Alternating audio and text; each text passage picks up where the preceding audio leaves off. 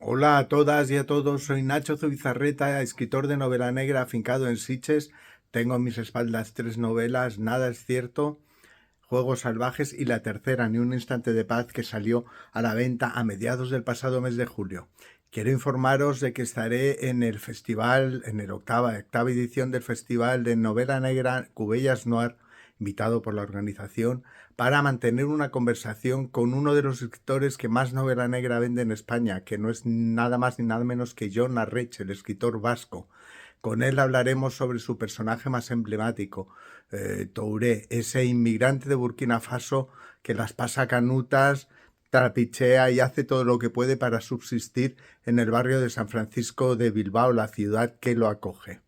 Próximo 23 de agosto, dentro del certamen de Cubellas Noir, estaremos Jon Arretxe y un servidor hablando de su personaje más emblemático, Touré. Os espero a todos y a todas.